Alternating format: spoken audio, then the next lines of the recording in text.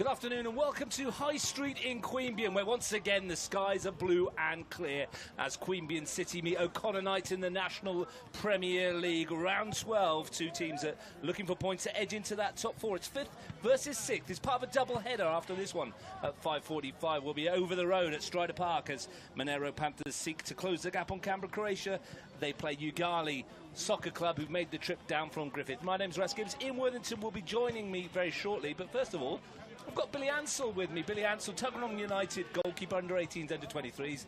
Start of your work experience week with Capital Football as well. We've just chucked you on to have a bit of a chat, Billy, right under the chuck you into the frying pan, as they say. How you going?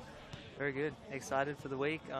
Yeah, learn the ropes of the media side of things. Yeah, watch some football. And a bit of a chat with us now as well. Now, your goalkeeping career has been a bit eclectic, hasn't it, so far? You're with Tuggeranong United now, but quite a lot of your football's been played overseas. Tell us why. Family has moved around quite a lot. When I was younger, we lived in Indonesia for 3 years, and then most recently we were in Thailand and only moved back last year. Heaps of football there, traveling over to Singapore, all around Thailand. Yeah, really good experience. Now, I played football with your dad for quite a long time. Are you a better footballer than he is?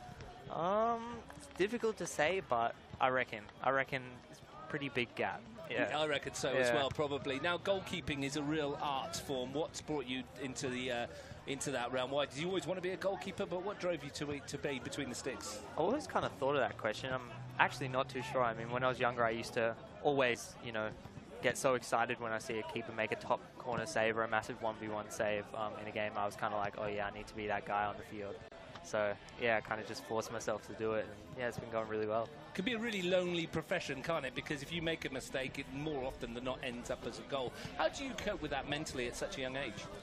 I think the main thing is just to understand that it's only Canberra football, under 18s level, that no one's going to remember that in 20 years, that, oh, Billy Anel let a goal in under 18s, that, yeah, just need to learn from all your mistakes, and the more shots you get, the better you get as a keeper.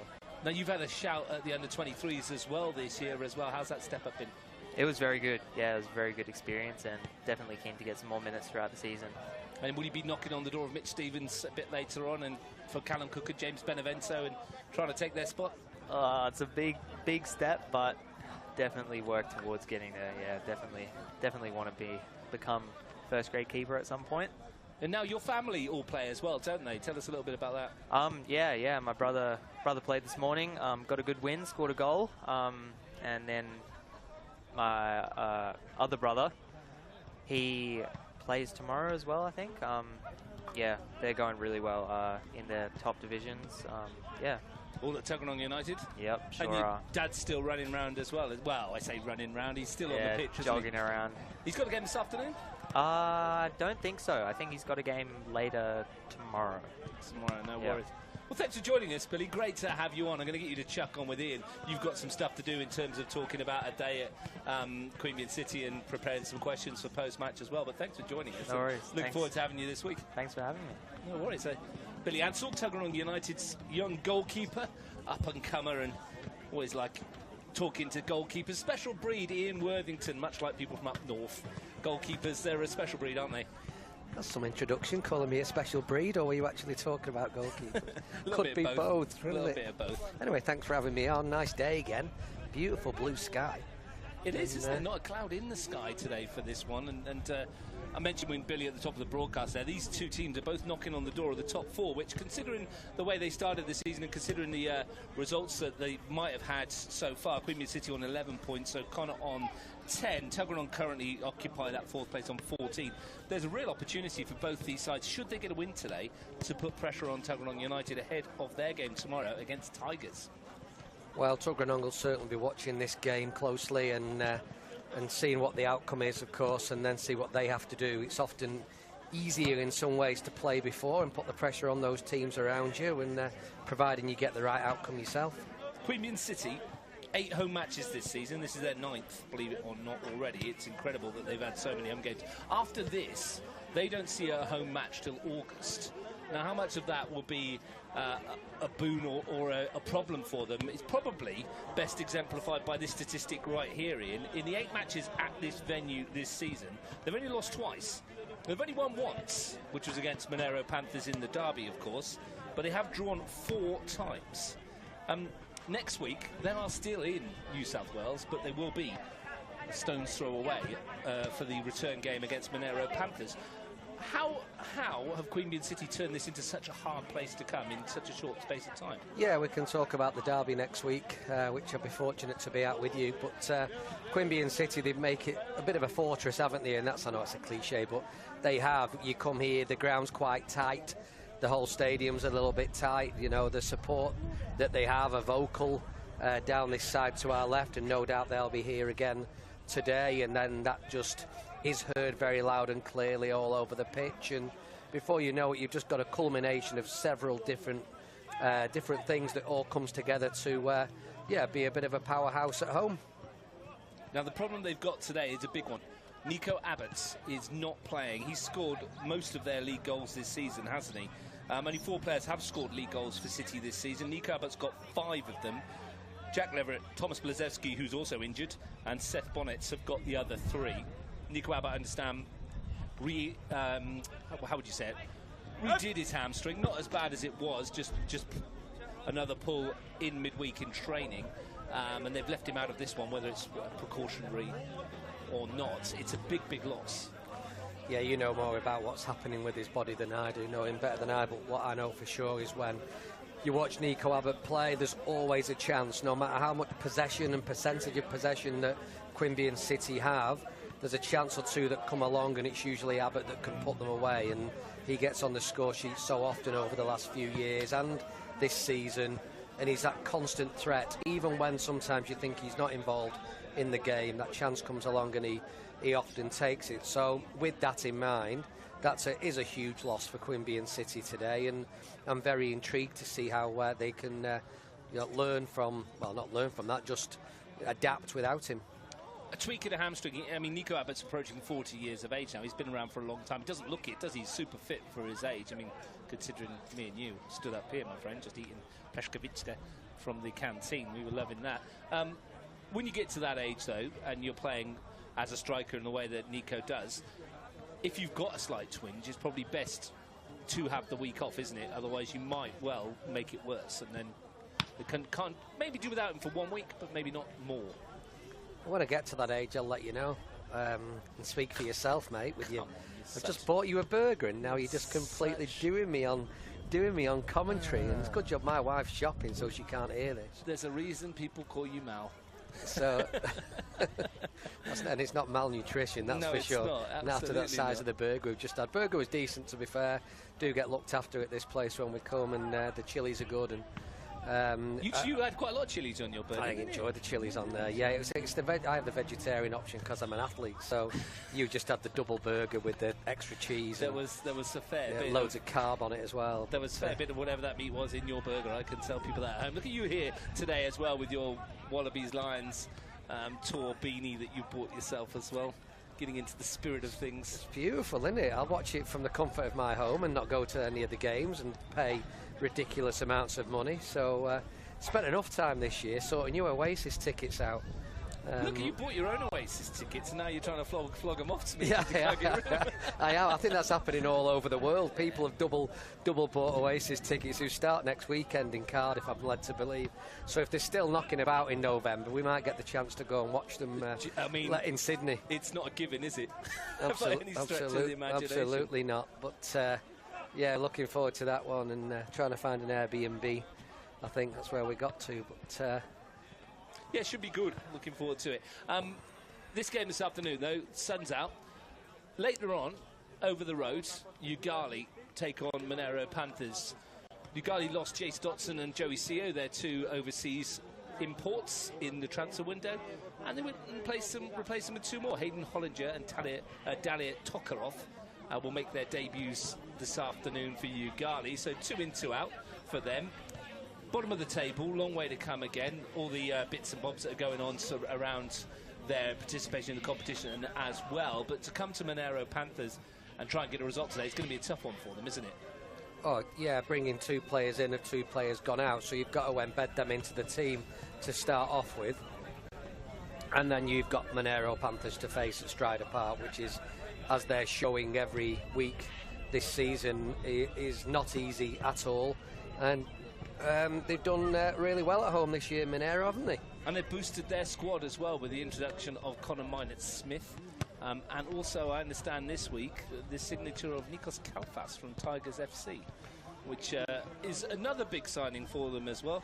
Not that they're struggling in the goal-scoring department up top, are they? But more ammunition, if you like, added to the ranks. Yeah, so Conor's obviously come back up from Melbourne and, you know, had a little bit of a stint down there, and he'll come up and freshen up that midfield, usually attacking midfield prowess that he has, a very creative young player who's now got a lot of games under his belt, so that's a bit of a coup that he's come back to Mineiro Panthers. I enjoyed working with Conor when he was when I was in charge over there, but he had aspirations of travelling elsewhere.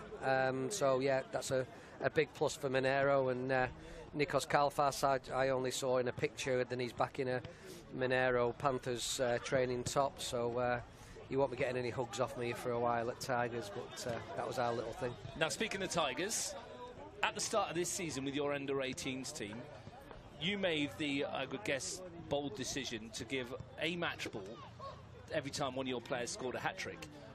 Probably not presuming that come round 11 or 12, whatever, or 15 the boys, you would have handed out how many? I think we're at 7 match balls now I've handed out this year, and that's the little challenge. So, well, you know, it's pretty well known that we haven't had the same striking partnership or three throughout the season, and so whoever steps in is then told that if they play well and get on the score sheet 3 times, they'll get a match ball as well. So we're now bursting the budget, running out of ink, running out of balls. And tell me all 7 hat-trick heroes. In order. And I reckon we haven't given Zach Coulson one either, because the 2 times he's actually stepped in from the 23s, he's also got a hat-trick or 2 as well. So in order, I think MJ got the first, Riley O'Sullivan, Tyler Andreatta was the last one, Jordan Faulkner is 4, Zach Coulson would be 5, and Anthony Grigic needs a special mention, because when I took the 16s last week against Gungahlin, he decided to stick 3 in as well. And on the bench for the 18s on Thursday night, of course, Tyler gets an hat-trick, and Anthony sat in the dressing room and going, well, where's my match ball here? 100%. So there's another one.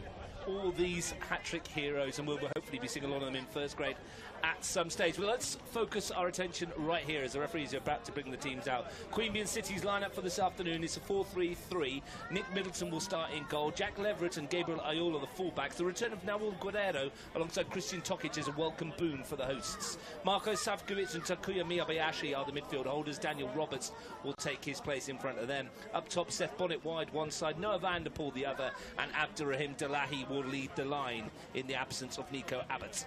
On the bench, Samuel Palic, Vasco Petrosky, Charlie Ray, Mishko Nomoski and Samuel Abba. It's a settled lineup, Ian, even given the 1 or 2 inclusions after injury.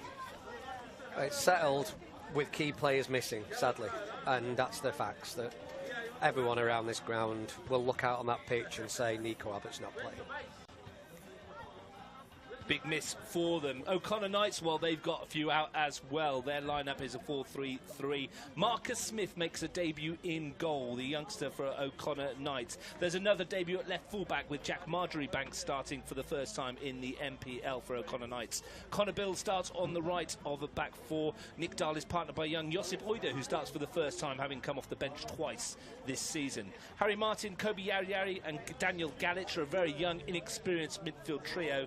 Up top is where the experience comes in. Nico Kresic on the right, Michael John on the left, Isota Ahegi in the middle, all of them well over 100 Premier League games apiece. On the bench, Jenna Cerruti, Marco Ratalski, Vinny Sanchez, Cameron Brown and young Ethan Saunders, who found the net at both ends in O'Connor Knight's 7-1 under-23 win before this. Well, the only little surprise for me there, based on how I saw Geno play against Mineiro Tigers, should I say, the other week, is that he scores 2 and he's not in the starting lineup today, so I'm a little bit surprised, unless you've got some other inside knowledge as to why he might not be starting. But Sosa Ahegi coming back into that position is quality, of course. Well, Sosa scored last week against Panthers in the 5-1 defeat.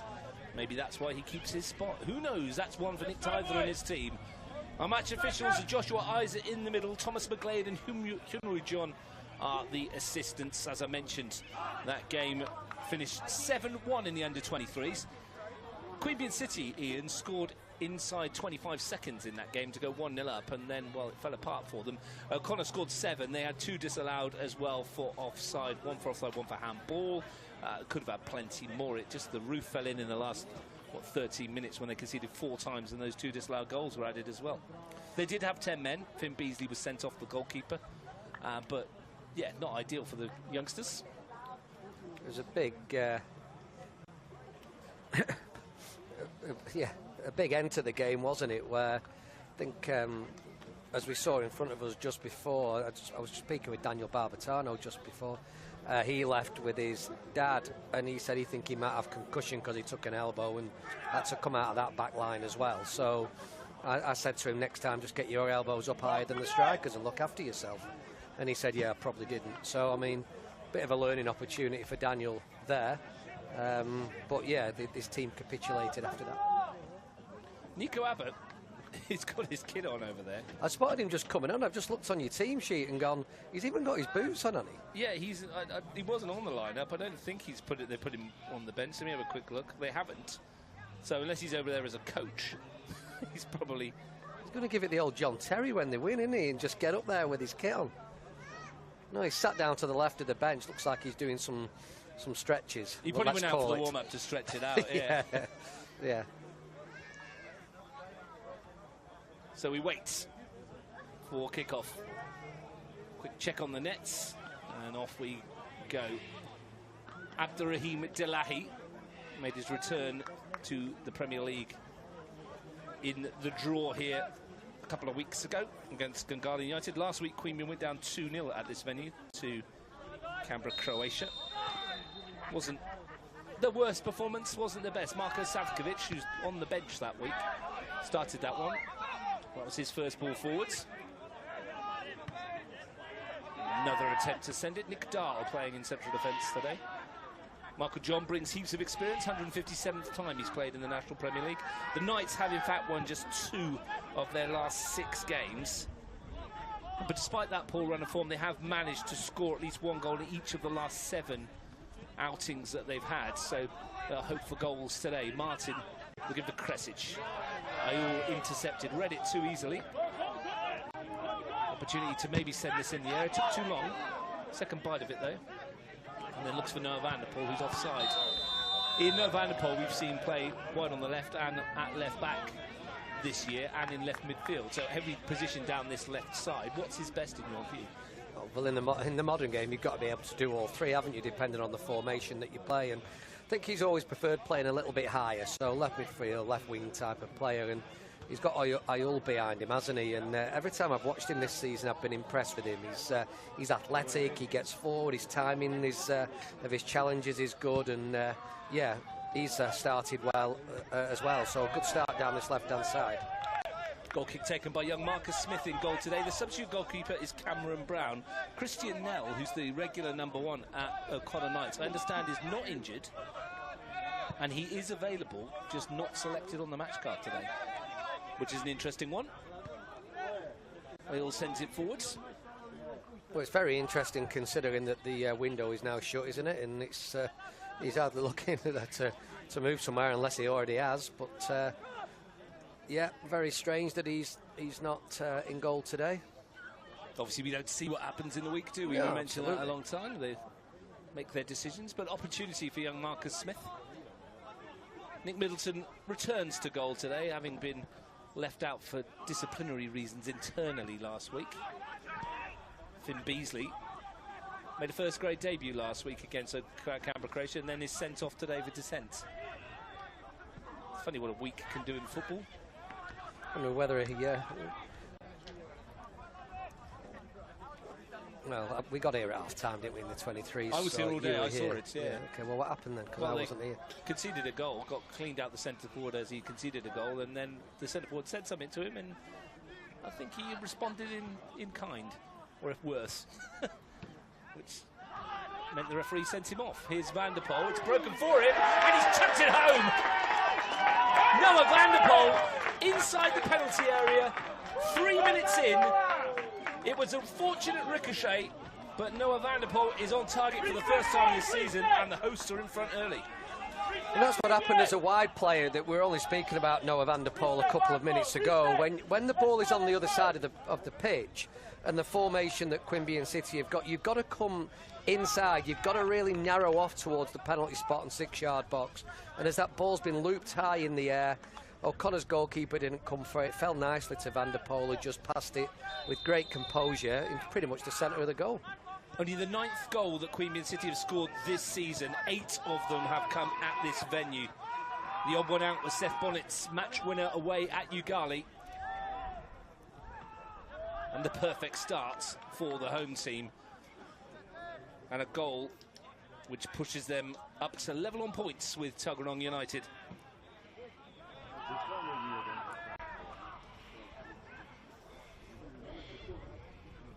Perfect for Queanbeyan City. Not ideal for the Knights.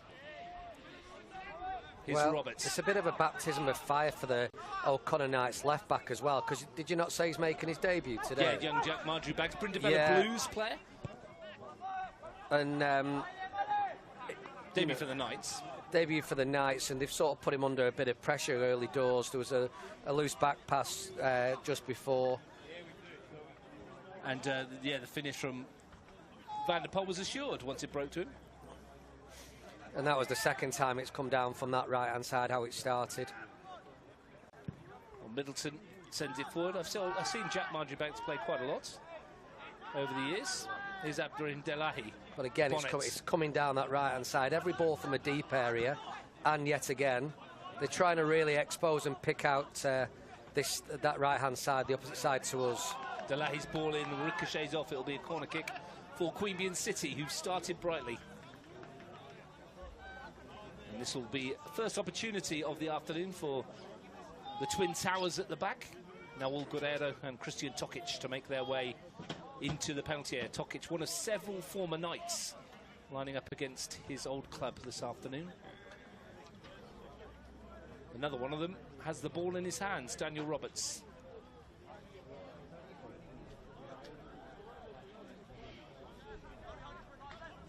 O'Connor could do with defending this. Van der Poel wants a short option. It's never going to happen. Swung in there over the head of Guerrero. Kresic might be able to break here on his lonesome. Loses out to Guerrero. The Argentinian centre-back allowed to go a long way there. Well done by Kresic. I'm just trying to work out O'Connor Knights' shape here, you know, because Connor Bill is playing right back, but then I'm looking at it to see whether they're actually playing with a 3. And Connor Bill's actually the right of a back 3. I think it's looking a little bit more like that. I'm told it's supposed to be a 4. Marjorie-Banks on that left, Bill on the right. It looks like a 4 now when you look at it. Yeah, it does when Marjorie-Banks just drops in, but he was very high earlier. As is the want for many modern-day fullbacks, I guess. Here's Van der Poel. Some space to Jack Leverett over that side, getting a lot of joy down that left flank. Knights' left flank. And Leverett, fancy to go. Miyabayashi. Bill, not the most composed of clearance. Oida got in there. Roberts. Back for Tokic.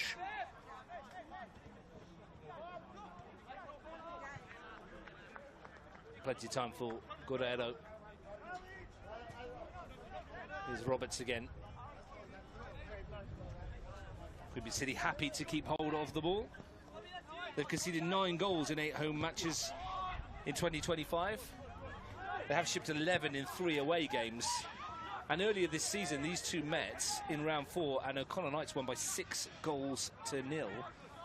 That was the 3rd game of the season, 4th game of the season for Queanbeyan City. They drew the first 2, then they were conceded 5 at Croatia and 6 away at the Knights. At that stage, Ian, we looked at it and wondered whether or not they were equipped for this level. And they've certainly answered those critics since then. Here's Gallich. Marjorie Banks. And again, they've got off to a good start at home, haven't they? It's not a bad ball in. Middleton should be able to get that. A couple of times so far,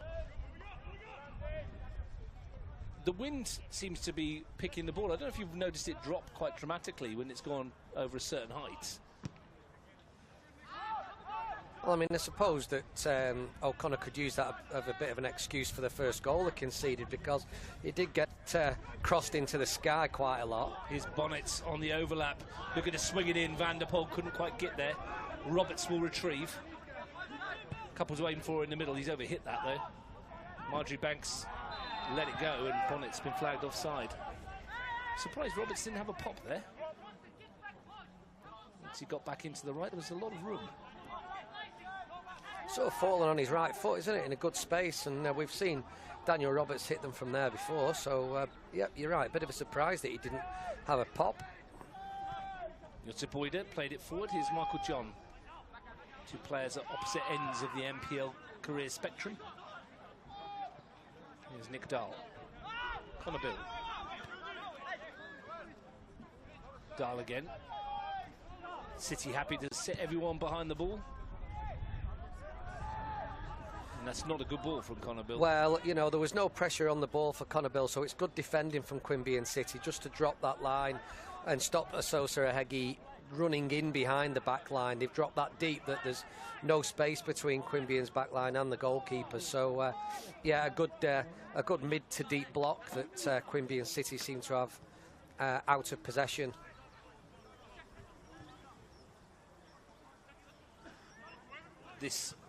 The first of the 4 games this weekend. 2 tomorrow. Queanbeyan 2 for Tuggeranong United versus Tigers, and myself and Steve Forshaw will be at Deakin Stadium for Canberra Croatia versus Gungahlin United. As Takuya Miyabayashi finds Marko Savkovic. Missed out on my trip to Queanbeyan last week, a little bit poorly, unfortunately. Tuggeranong and Ugali. Should have been there with you until you got man flu. I did, unfortunately. I had to give you the head. You could have gone on your own. I could have. You know, don't like to go on your own, No, do you? I'm not confident enough. Nothing without you.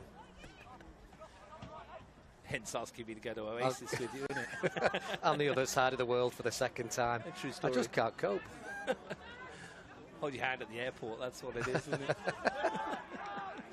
Get him through customs. Mum doesn't let him travel on his own. You know, everyone needs a guardian on the trip. Is that why I'm going? That's exactly why you're going. I have to get my parents to sign a form for you. I've met your parents. They're lovely people. Bonnet to send it in. Bill will get rid of this. They often listen to the games, but at the moment I think it's about 5 o'clock in the morning, so I'm not sure whether they've got up to listen to us commentate on Queanbeyan City versus O'Connor Knights, unfortunately. Well, if they have, hello. Thanks for tuning in. Wherever you're watching around the world, and Australia mainly, of course, I'd imagine. Happy to have you listening on. Here's Michael John. I expect Ian Bailey will be tuning in later, won't he, for the well, that'll be watching good his boy. time, won't it? Yeah, it's a good kick-off time that this evening at Monero. Heggie spins in behind. Middleton will get there first. Spat up on the goalkeeper for a moment. Must be a bit dry on there then, if that's the case, because it didn't skip along the surface at all, did it? Didn't run through to the keeper, and it's just popped up, and yeah, he's cleared underneath the ball out of play. Marjorie Banks will take the throw. Looking for Kresic. He's allowed plenty of time to turn. It's neither a shot nor a pass, though. Noah Van der Poel, whose goal is the difference, can look for Ayol on the break. And his Brilliant touch from is Ayol. excellent. And he's away in goal here. It's Gabriel Ayol. Second touch is good as well. And the block is wonderful from Oida. Otherwise, it would have been a super solo goal from Gabriel Ayol. Now, he's out of position, and Kresic is looking to counter in style too. Van der Poel got there. It's going to break for Michael John. Comes out for Kresic. And the free kick goes away. The Knights in a very good position. But what a break from Ayol, just lacking the finish. Just like that composure, didn't he? He just come inside and it just didn't seem to fall out on the surface for him. Player just over his right shoulder, completely free. who he could have passed it to. But I mean, as a left back who's bombed forward 70 yards, cut inside, you're going to reward yourself with a shot, aren't you? You're not going to do all that work for nothing yourself. So I don't blame him for trying to get his shot off, but just wouldn't fall for him properly in the end. Oida did enough as well, didn't he, to throw his body in the way. Well, Harry Martin. Sorry, Queanbeyan rather, has gone to take this free kick. Papua New Guinean international. Within striking range. Middleton will need to be on his toes. He's got a very tall wall in front. But Yari's whipped it over. And Middleton was well positioned. Good technique. Like you say, just to get it over that wall, something in itself. Very, very tall.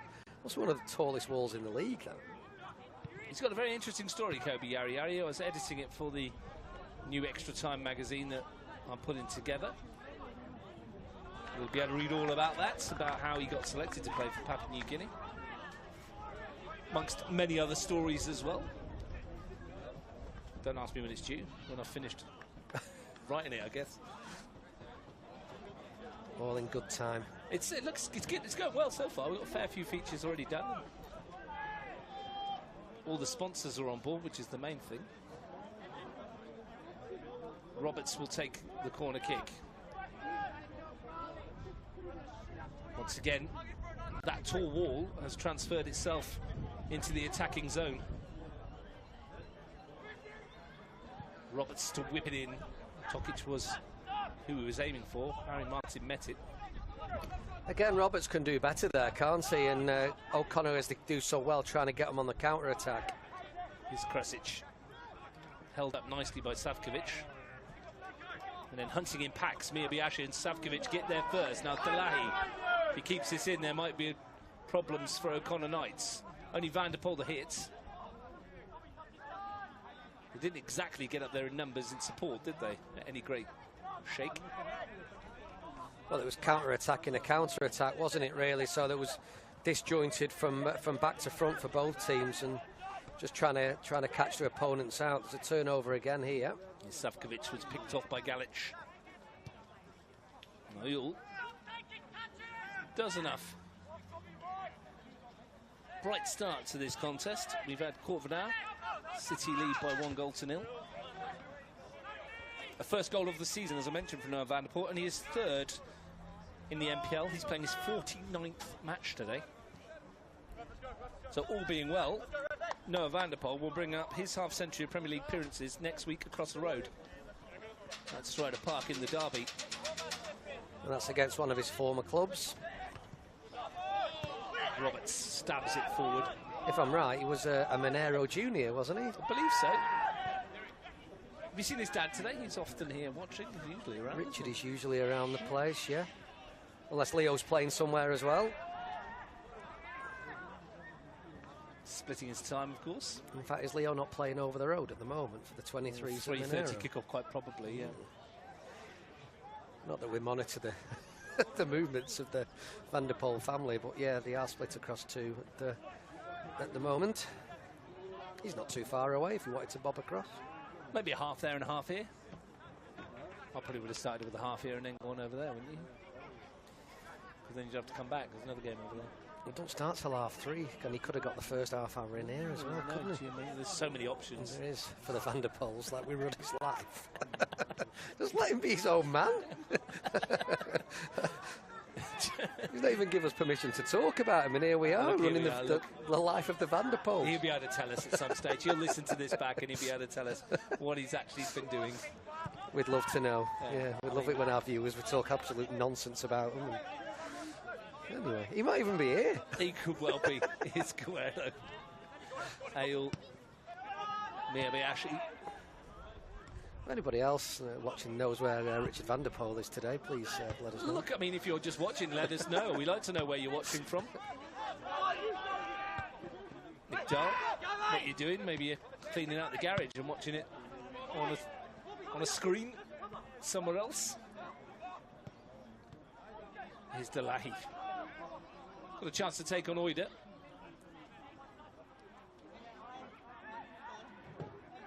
Used Leverett as a decoy. Roberts. Tokic. Miyabayashi down under the challenge of Galic. Free kick goes the way of Queanbeyan City. Tell you who isn't here today. Who isn't here today? Matt Leverett's not here today. Is he not? Where's Matt Leverett? He's in Dubai. Did he just tell you? Yeah, he's just told me then. Is he watching? He actually likes to listen to us commentate, which I'm not too sure about that. But well, Dubai's probably noticeably warmer than what we are at the moment. Although it's not a bad day. Certainly is. But, my sister and brother-in-law lived in Dubai for 10 years. Well, that's nice, yeah, isn't it? It is nice. It's an amazing place. And I hope Matt is very happy there. Roberts, flat deliveries, driven in. Delahi! 2-0 City! He met it with a meaty forehead. And Queanbeyan City doubled their lead 20 minutes in. That's what they brought him back in for.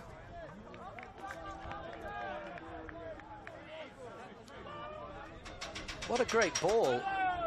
It's amazing how no one from O'Connor Knights actually stepped out and just let it hit them, because as you said, it was extremely flat, great delivery, and I love those type of headers because all you're doing is just guiding it into the net. You don't have to flick it or you don't have to go and meet it. You're basically getting your front of your head in the way to guide it into the bottom corner, and that's exactly what he's done. It's a brilliant finish and puts his team 2-0 up. A thumping header from Abduralim Delahi. His first ever National Premier League goal at the top level. And a mistake at the back by Dahl, and he might be in again here. It's Delahi for his second, and it hit the inside of the post. Smith was beaten all ends up, and O'Connor Knights are rocking. Well, they're on the ropes, aren't they? And what I love about Queanbeyan City, having just gone 2 up, they've got themselves on the front foot again and again. Here's Roberts once more. Smith should get there ahead of Bonnet. Well, it's an end-to-end exciting game, isn't it? And every time that Queanbeyan City pile forward, they look like they're going to get another chance to score. Roberts finds Delahi. The lifted ball is looking for Van der Poel, won't keep it in, but Daniel Roberts has just intercepted probably 4 passes in double quick time, Ian, dominating that midfield area. And as you mentioned, O'Connor Knights at the moment are punch drunk. 2-0 down. I'm wondering what's happening next. They barely threatened Nick Middleton. You know, there was Ayul's chance before. There was the chance just a second ago. It could actually be 4-0 as opposed to 2, couldn't it? They've been great start to the game, Queanbeyan City. The Knights have now conceded 17 goals in their last 4 NPL matches, conceding now 28 in the last 6 games that they may have lost this year. They've already lost 5 games and conceded 26 goals. When they lose heavily. And they're in danger of doing so again. What a turnaround this has been from that round 4 game, Ian, when it finished 6-0 to the Knights. Football, it's a funny old game, as Jimmy Greaves used to say. Yeah, and certainly they're utilising the home advantage that they have at High Streets once again. And look, it took a very, very good side at Canberra, Croatia, and we know how great they are this year, to turn them over last week. But other than that, they've been great most weeks here, and they're showing it again today. Marcus Smith. Baptism of fire in goal for the Knights. Oida to lift it forward, looking for John. Leverett. A bit closer to home than Dubai, Jack Leverett. Dad'll be proud of the season he's having, and certainly how he started the game today. I've always been a big fan of Jack Leverett's just defensive responsibility as well. I love the way he defends. Brave for a young player, and having another good game today. Is Nahuel Guerrero. Do you know what? Brilliant feats from Guerrero. Behind Delahi. Marjoribank should get there. One by Yari. Chase for Ehegi. Tokic has made a mistake.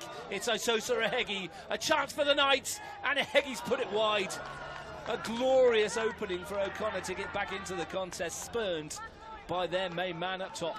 They were just caught high for the first time, and lo and behold, Ehegi sees that space in behind the line and gets through 1v1, and the only thing I'm very surprised about is that it didn't hit the back of the net.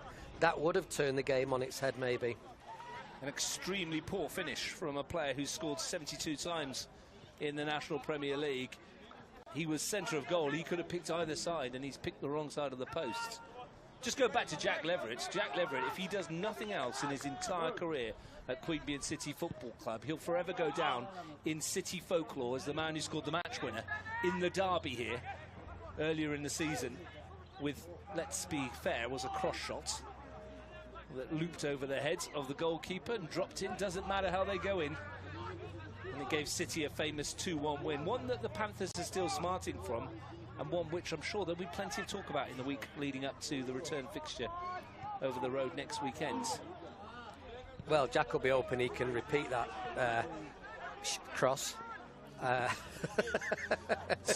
might have ended up in the back of the net, but I don't think he cares, really. Didn't matter. He told me off, Jack. He said I'd give him a bit of stick for that on commentary. I'm like, well... He told me he tried it. I said to him, if he does another one that's very similar, we'll be happy to reevaluate it and go, yes, he tried it. Oh, I know he watches his games back, so, you know, try it next week, Jack. Try and do it at Strider Park. Delahi, the ball forward from Ayul was good. Delahi got it stuck under his feet. I'm not sure he really knew what he wanted to do, taking on Josip Oida. But every time they come forward, there's more than a hint of jeopardy for the O'Connor Knights. I don't think Connor Bill's comfortable at right back for a start. He's a very, very good centre-back. The game is causing him difficulty down his outside. Noah van der Poel is causing him problems, but so is Ayul.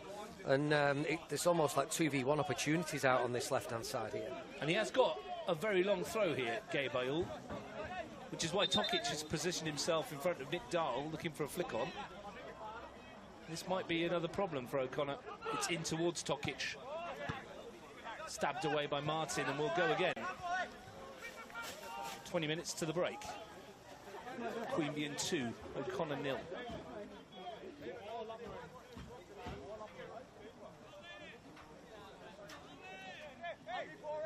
Queanbeyan in front of the massed ranks of the City faithful. Another huge throw into the area. Galic got it away. Queanbeyan might come for Tokic. Dahl nods it clear. John got there ahead of Delahi. Leverett picks it off. Roberts. O'Connor just cannot get a ball at the moment. Can't string two passes together. Van der Poel. Guerrero. And Connor Bill just hooks it out of play, and Gabe Ayul will stroll forward for another long throw. Tell you what, his kilometre count's up, isn't it? Because every time there's a set piece for Queanbeyan City, he has to get from the back line and gets himself into that box. But why not? I mean, he's about 17 foot tall, so you want to utilise players that, and he is decent with his head, of course. And yeah, it's a great target for Queanbeyan City. Van der Poel just pulling Kresic out of play. I don't think there's any thought that this is going short. Guerrero's helped it on. Van der Poel. Roberts. Ayul shapes it nicely into the area. No one gambles. Let it run across his body beautifully, didn't he?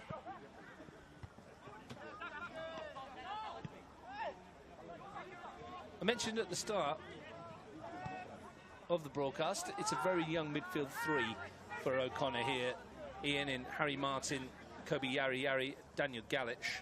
Harry Martin's actually played 45 Premier League games before today, but Kobe Yari and Daniel Galic have 18 between them. Maybe against the more experienced trio in terms of age, Marko Sazgovic, Takuya Miyabayashi and Daniel Roberts, they are struggling in the group. Yeah, the three of the Queanbeyan City players are completely managing the midfield at the moment, aren't they? And I was just going to make reference to Daniel Roberts before, because it seems that every ball that goes forward from Queanbeyan City, when it comes out, Roberts is there most, if not every single time. And that goes for the other two as well. The work rate in there, the positioning, the structure is so good that it's just overwhelming O'Connor Knights. Who, let's not forget, have had a really good chance to get themselves back into the contest. I'm not shot taken by Sosa Hegi. Nick Dahl. Oida. Marjorie Banks with a very high starting position out on that left flank. Galich steps away nicely.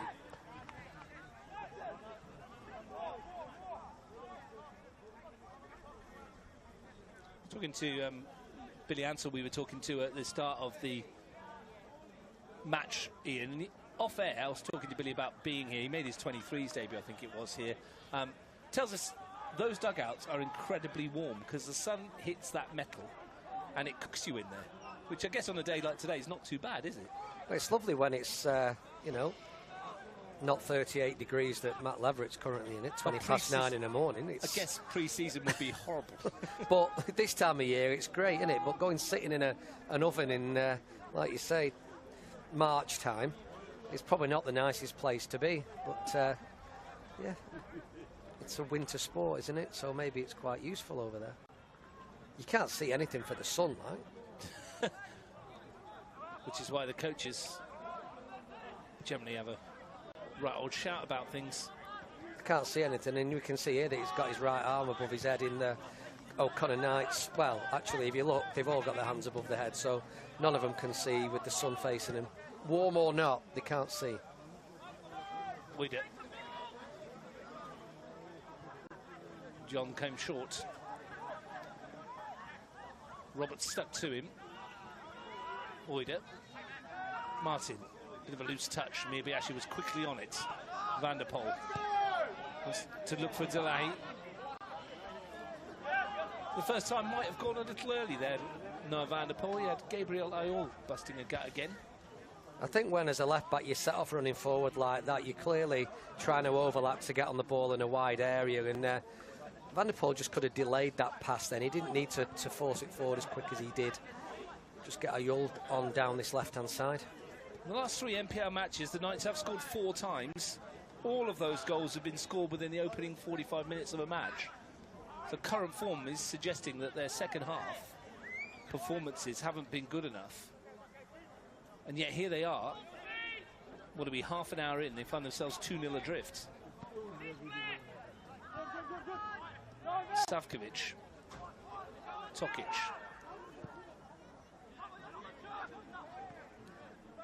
Bonnet brought it down. Savkovic. Galich was strong into the challenge.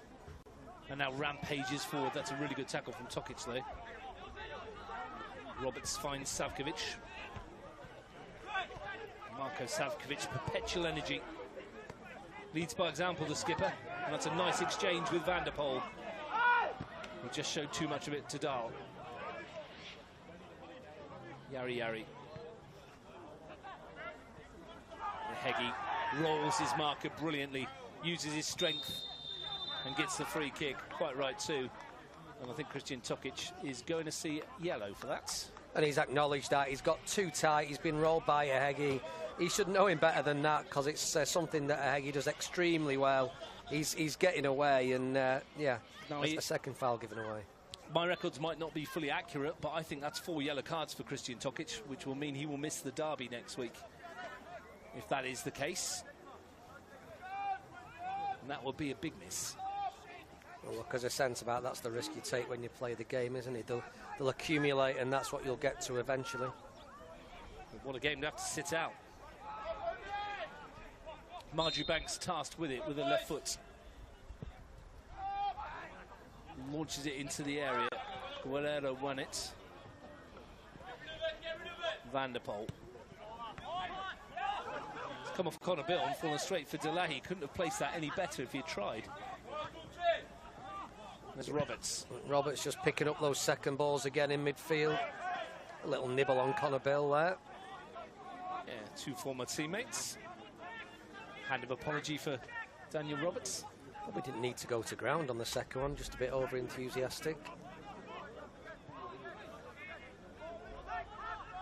Nick Dahl.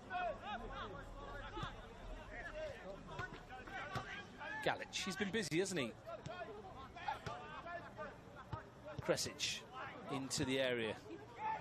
Tokic away, not very far. Guerrero makes sure it goes further. Bill finds Marjorie Banks. John has a pop. It's dipping. Oh, and it's cannoned off the top of the bar. And it had Nick Middleton beaten, I think.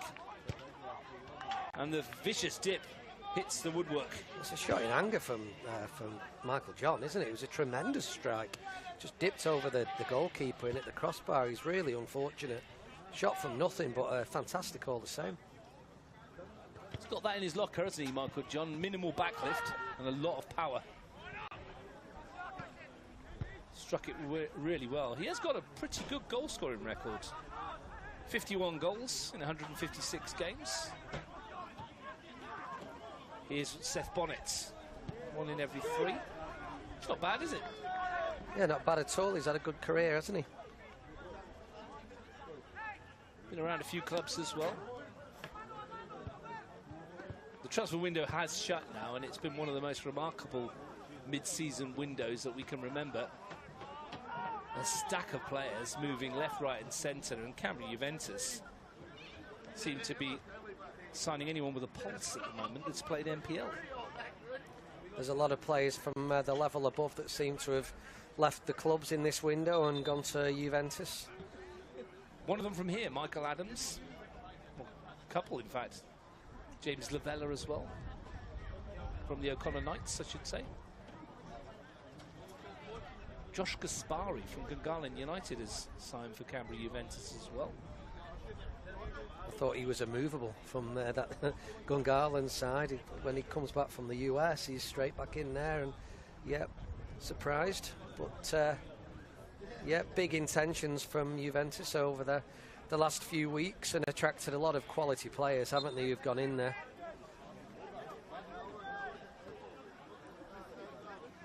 Bonnet, Leverett, Vanderpoel got a toe on it. Wasn't enough. Might come straight back though. Here's Ayul. Vanderpoel. Nice little chop back. Delivery wasn't bad. It's going to come up for Savkovic. He can strike a football, Marko Savkovic. Couldn't find the space to do so.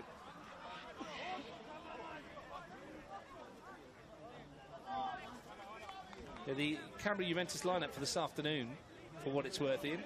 Gabe Tarazi, Dylan Barreto, Michael Adams, Brandon Hawker, Christian Baresi, Jack Matic, Adrian McCaw, James Lavella, Luca Novosel, Luca McCaw and Joshua Gaspari. The starting 11 on the bench: Tony Madafari, Adam Brooks, Eli Darwich, Nikola Perinovic and Adam Stevens. It's not a bad team, is it? Adam Stevens, another one who's... Here's a chance for Roberts, and he steers it home. It broke for Daniel Roberts, and City are enjoying themselves in the New South Wales sunshine. O'Connor turned it over, and Queanbeyan are 3-0 up. A reward for the hard work that Daniel Roberts has put in this first half, and he just gets himself in another brilliant position again. This time, instead of the ball coming out from a O'Connor Knights play, it was a great little cutback and nicely passed into the bottom right corner.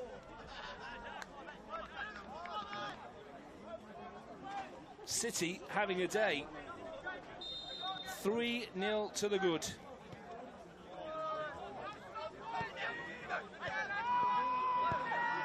And O'Connor Knights, well, they can't wait for half-time.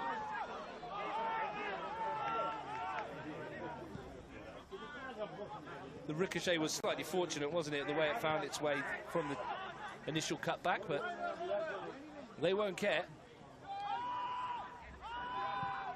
Canberra Juventus, by the way, playing Canberra Olympic this afternoon. It's a good game up there. Galich bundles through the challenge. Now he's got 3 ahead of him to pick. Kresic sweeps it in there. Tokic wins it. Savkovic, half charged down by Galich. Harry Martin. Kresic.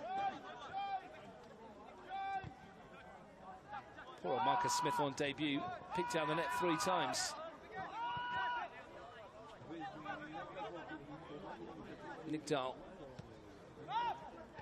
Connor Bill.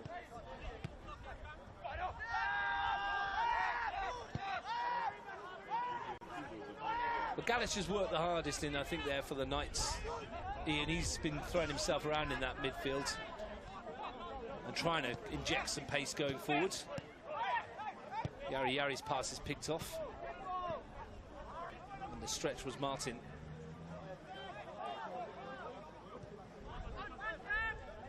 The house football for you. Ihegi, one-on-one, misses. John hits the bar at the other end.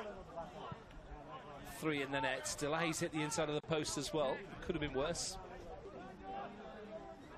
But this is thoroughly deserved for Queanbeyan City. 7 minutes to the interval. The O'Connor attacks have been more on the counter-attack, where they have been unfortunate on 2 occasions. But Queanbeyan City have been relentless with their attack, and they're on again here. Bonnet and delay. Might have left it for Van der Poel if he'd got the call. Better position, perhaps.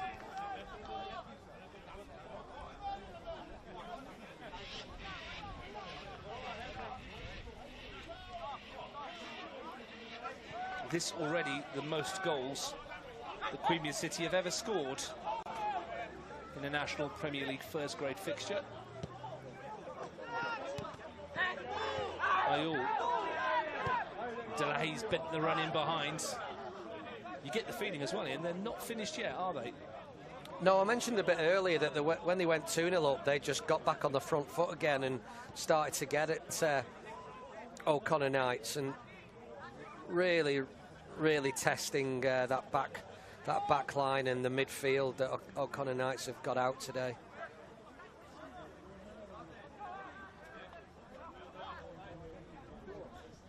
Bonnet. Roberts was caught. Play on, says our officials. Ihegi.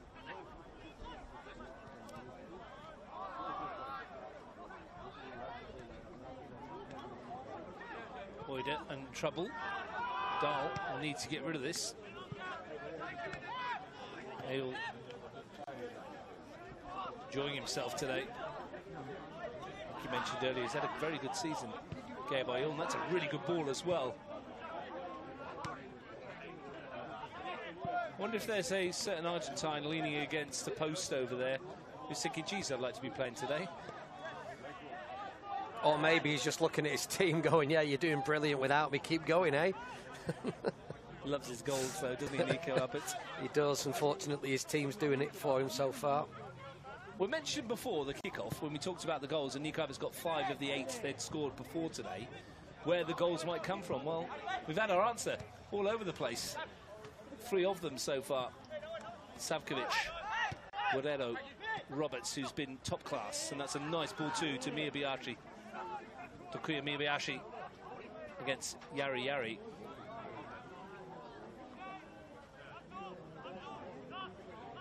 Daniel Roberts, first half performance. Ian, can you sum it up for us? Oh, it's up there with the best I've seen all season. Just not only when he gets on the ball, and a lot of players in the centre of midfield with his role get assessed based on what he does with the ball, but for me, it's the areas he's got himself into to pick up those second balls as they've come out from O'Connor Knights, to get his team back on the attack high up the pitch. You know, his knowledge and reading of the game is top end, and he's just been everywhere that he needs to be. One by Oida defensively. Ihegi, it's a lovely little back heel. Yari tried to burst onto it. Bill's got time. And a loose header from Dahl, presented straight to Van der Poel.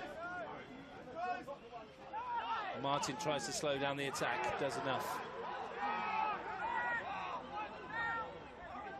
Miyabayashi, Savkovic, Guerrero, raking ball out here for Roberts. City get another corner, do they? No, it bounced back off of Roberts. Or would it be a throw? Can't even see, to be honest. Maybe it's gone out just by the flag. Yeah, it must be. I didn't see it come off Roberts. I certainly see it as a Queanbeyan City ball. It's just... I couldn't see. I thought Josh Eisler pointed for a goal kick, but I think he's just pointing for a throw, isn't he? And Queanbeyan will launch it in. A couple of minutes to the break. Getting done by poles of Canberra here as well. Just that big silver thing in front of us we can't quite see. Not much we can do about that one. Ayul to launch it. One by Bill. Ayul again. Van der Poel. Comes off of Galich. Banks concedes over the other side. To our left, there is a pile of kangaroos. A lot of them today, isn't there? What do you call it, a pod? I've no idea. I'm not from round here. You're not an electrician either, are you? I'm not an electrician or a coach. General knowledge, mate. General knowledge, there are lots of kangaroos over to the field outside the stadium, yeah. Yeah, no, what is the collective noun for a group of kangaroos? Loads of them. Billy, you can figure that out. What do you call a group of kangaroos together? Figure that one out for half-time. Roberts for the corner kick. Get the work experience, lad, on the important stuff. Always. Is he brewing up at half-time? Roberts to swing it into the area. Guerrero got there. Couldn't direct it goalwards. Someone will know. He's checking. He's doing his little research for you. Yeah, very excellent. Well done, Billy. Here's Oida. O'Connor Knights can't wait for half-time. Get into the changing room and try and stem the flood, really. See how they come out in the second half, and it won't be known in Canberra football in the last week or so to come back from being 3 more goals down. You know, I've seen a few 5-5s in recent weeks. 5-1 at half-time in your game, wasn't it? Yeah. A couple of weeks ago. Last weekend. Yeah, finished 5-all. What a match that would have been to watch. If you weren't connected with the team that were 5-1 up. Yeah. It's just malpractice, really, isn't it? I think so, 100%. I know how much that would have hurt you as a defensive rock in your day. It was terrible. We backed it up with a 3-1 defeat against the 18s as well. At least you conceded 5. No, I conceded 8. Roberts over the top. Now Bonnet might be in behind here. First touch is good. And the second wasn't accurate enough. Seth Bonnet. City claiming that Marcus Smith got a paw on that one. But again, it was one ball from Roberts over the top. And Bonnet got in behind. He's having a field day in there today, Daniel Roberts. Well, one, they're not... O'Connor Knights are not stopping the supply line with Roberts getting on the ball. And 2, once they do that, the O'Connor line seems extremely high, where the ball's just being dropped in behind them or down the side of the left back and the left centre back. They're targeting the inexperience over that left flank, and they're targeting it very well indeed. Into stoppage time, of which 30 seconds have been played. 3 is the magic number for Queanbeyan City so far. Although they haven't had it all their own way, just the majority of it. Roberts.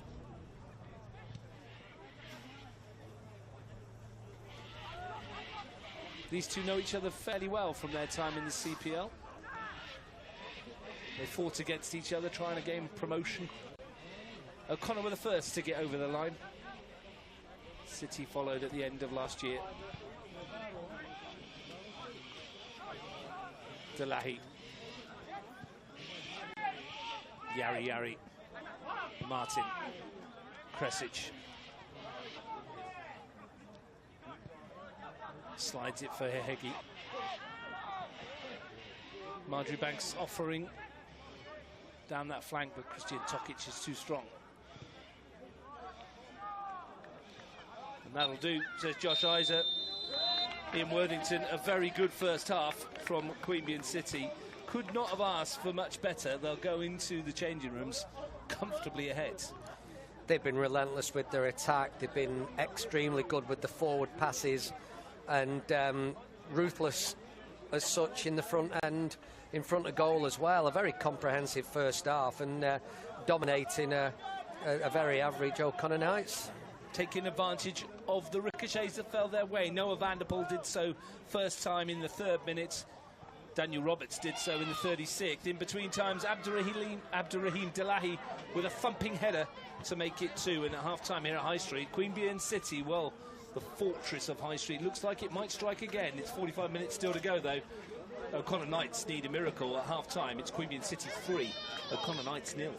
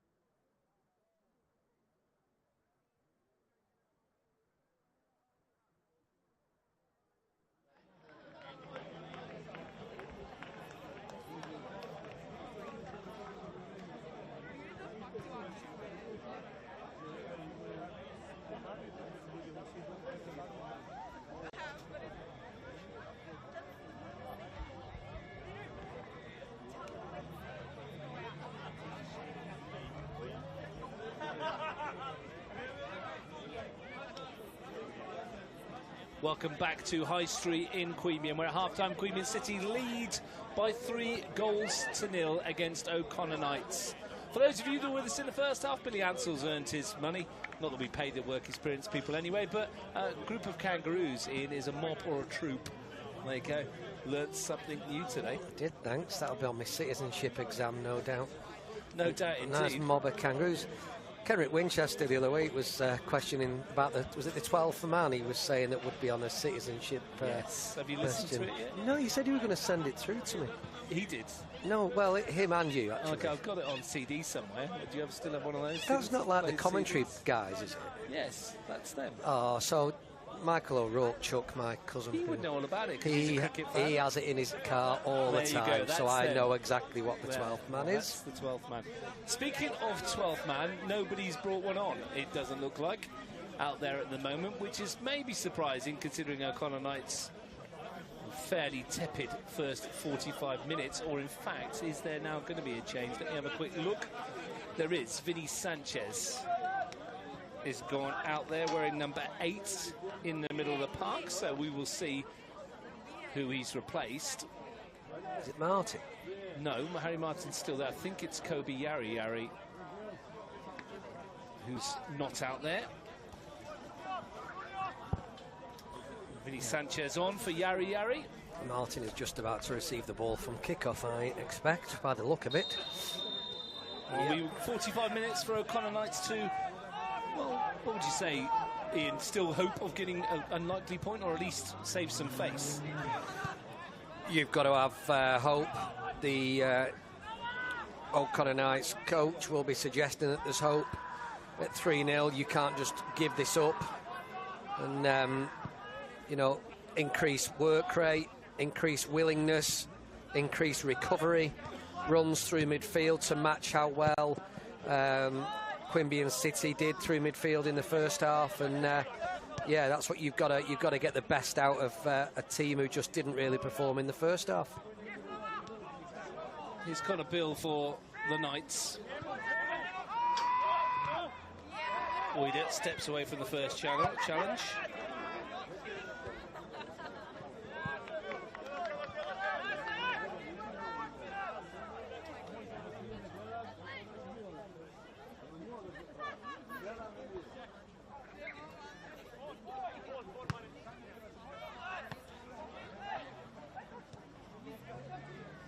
Miyabiashi told that at half-time in that Juventus versus Canberra Olympic game, Canberra Juventus 4, Canberra Olympic 1. One red card apiece on either side as well. That is quite impressive from Juventus. Also quite impressive. Well, someone should send that to us. Thank you very much. Here's Tokic. Well, considering Canberra Juventus, or as we like to call them now, the NPL All-Stars. They pretty much match the budget of Juventus in Italy to get those players across, so fair play to them, you know. Well, Dusan Vlahovic is available, isn't he? Good job the window's shut, otherwise he'd be up front next week. It would be. It's great working on a shoestring, right? Look, and I'm not getting involved in what they've spent or not, but what I do know is that they've brought in some tremendous players for this level of football in the town, and yeah, whatever they're trying to do has certainly worked as from a micro perspective in the first game that they played together, and 4-1 up, did you say, at half-time? Well, that's what it appears to be.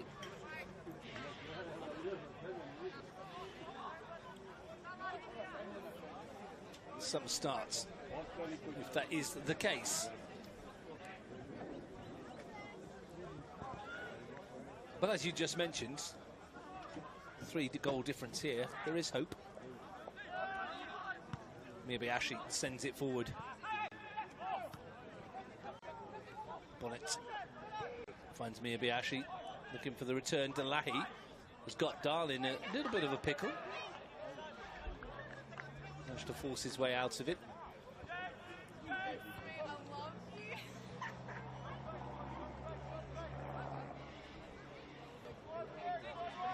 But the Knights could get one back in.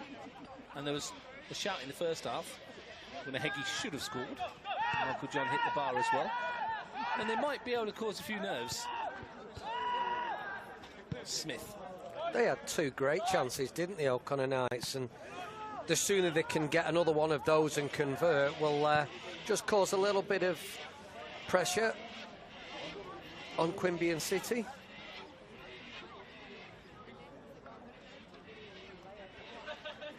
What a cloud in the sky over the New South Wales town.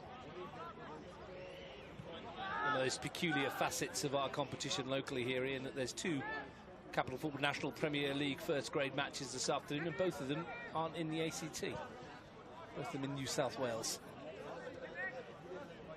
And a Jordan Thurtell goal kick away from each other, as we often say. Very, very close. That's the distance. Close enough for you to take in both matches, should you wish. Delahaye. The wife's bought steak, mate. I've got to go home and cook, so I'll watch it from the warmth of my own home. Had steak last night. Very nice indeed. Yeah. And a vegetable Caesar salad that went with it that was cooked in the air fryer and was incredible. Okay, nice. We're on Dauphine potatoes. Delphine potatoes? Delphina's potatoes. I wonder if she knows. Well, she's refereeing over there later. We'll ask her. Ask her. You know, have a nicked of potatoes from her. And you making these dolphin potatoes? I am. Well, the potatoes will be sliced by the time I get home, but a bit of cream, onion, and cheese on the top in the oven. And yep, that sounds incredibly healthy. Calorific. Ayol launches one into the area. Chuck a big steak on next to it. Maybe a few veggies. Miyabiashi making me hungry now.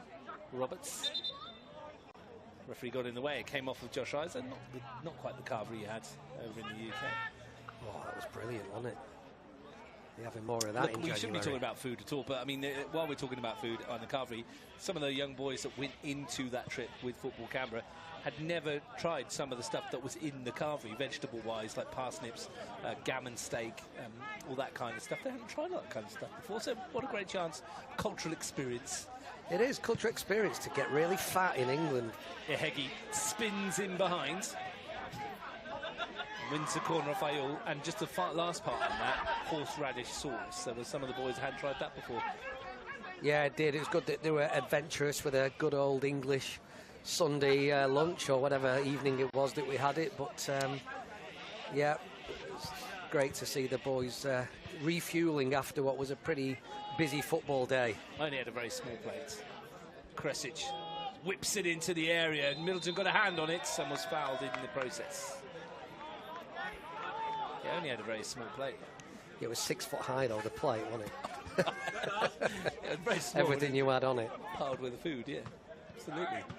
Those of you that listen to us a lot, we talk a lot about food, don't we? Talk it forward. Looking for Bonnets, won by Marjorie Banks. Miyabiashi. Daniel Roberts. No Van der Poel, who opened the scoring earlier this afternoon. To deliver in towards the middle. Delahaye got there, and he's opened a shooting chance perhaps. Gives it back to Van der Poel instead. Awkward for Bonnet.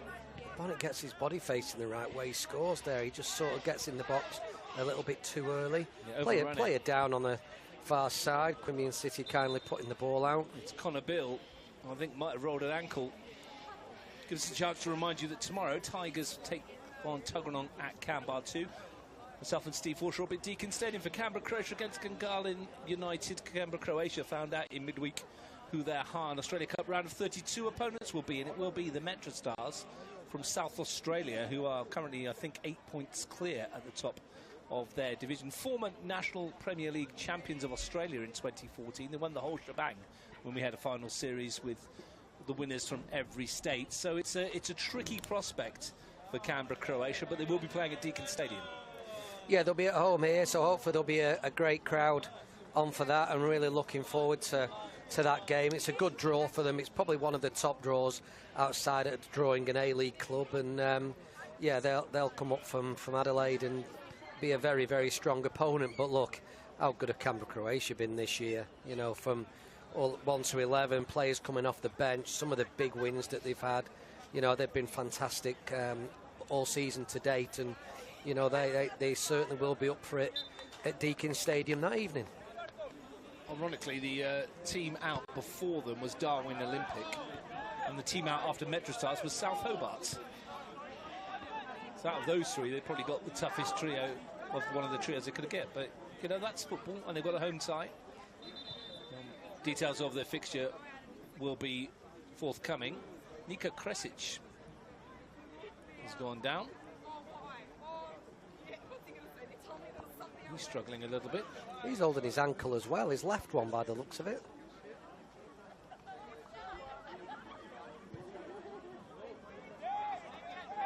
The details of the date and kick-off time for that match between Canberra Croatia and Metro Stars will be released shortly. Cup night under the lights at Deakin Stadium. O'Connor Knights know all about that. They were at GIO around about this time last year playing MacArthur and getting beaten by 2-1. MacArthur went on to win that tournament, and since then a whole host of that O'Connor Knights side that pushed that MacArthur team all the way have since departed this football club. A year, well, if a week's a long time in football, in a year is almost an eternity.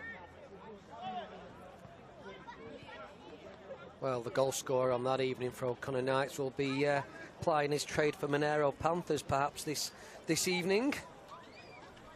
At Strider Park, 5:45, Panthers Ugali to follow this one. Daniel Roberts for Queanbeyan City, who are comfortably seeing out the start of the second half. Delivery's not too bad. John just hacks it away. The Vinny Sanchez substitute at half-time. They've got Jenna Cerruti, Marco Ratowski and young Ethan Saunders on the bench. I'm told Saunders the centre-back. Played in the 23s. They're 3-0 down. Are you surprised we've not seen Jenna Cerruti just yet? In all honesty, I was surprised that we didn't see him at half-time. I thought they just could have had that central point, maybe move into a front two or a Heggie just out to one side or another. But I was surprised that, you know, trying to get back into a game, Geno did not come on. Guardero clashed. Heggie. Tokic is already on the cards. Needs to be a bit careful here, Christian Tokic. Tokic has walked away very quickly from that, aware that he doesn't want to bring any attention of the officials to him. What are those questions you ask yourself? If he wasn't already booked, would he have been cautioned for that incident? Was there enough in it to warrant a yellow card? It's more of the motion that's happened. It wasn't the foul itself, but I think O'Connor Knights are asking him what would happen next if the foul wasn't made, and as he stops a good attacking opportunity, which often do warrant yellow cards. Kresic will take. Queanbeyan City readying Vasko Petrovski. Kresic swings it in. Tokic wins the header. Leverett and Savkovic between them sort of get it away. And then Savkovic can spring something for Van der Poel. Savkovic again. And Roberts will chase, but Smith will get there first. This will be an interesting change. Vasko Petrovski, he is a centre-back, but last week they threw him on as an auxiliary centre-forward. I'm going to presume he's going to come on in defence. I think he's going to come on at centre-back. It'll be a straight swap for Tokic, just basically because of that yellow card that might turn into a red with the next tackle. That's my prediction anyway. I might be wrong. Well, the irony is he's going to miss next week anyway, you would think, if that fourth yellow card is confirmed. Here's a change. Daniel Galic, who was all action this afternoon. Marco Ratowski replaces him. The change is made by O'Connor Knights. First up. This looks like a change of shape, doesn't it? Ratowski's gone further forwards. It's in towards a Heggie. It's come off Ayul. Tokic takes control.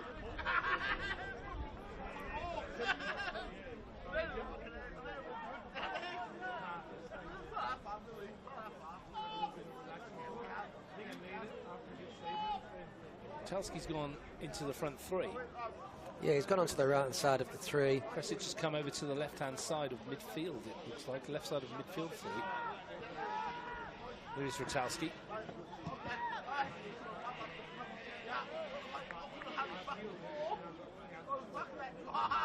Trying to figure out what the shape is. Is Kresic going to left back? They all away. He's just perched himself out here to come and get on the ball. Rather awkward for Connor Bill to take off of Josip Uyda. Nick Dahl.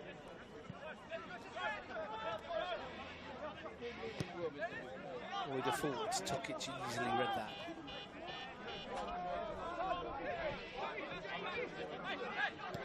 Allowed an eternity to pirouettes. And Savkovic, well, that's unlike him. Skipper with the apologetic arm raised to his centre forwards. A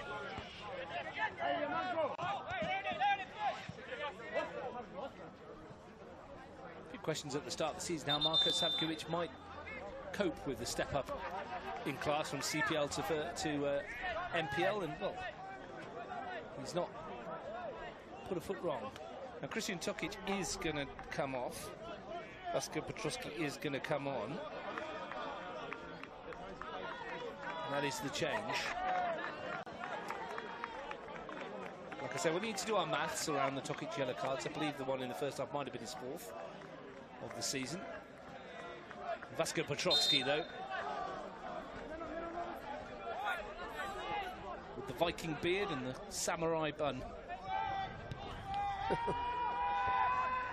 Queanbeyan City's very own warrior.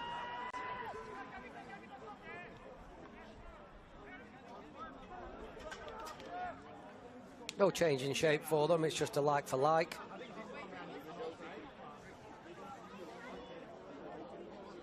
Still trying to work out what O'Connor Knights have done.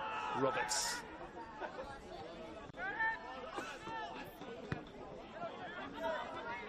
Here goes Bonnet away from Kresic.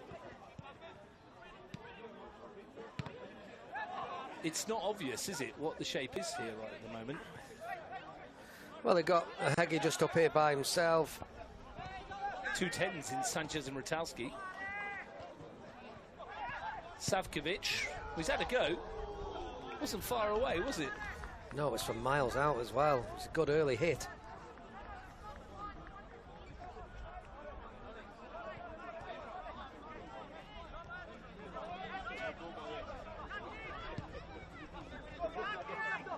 Won by Petrovski.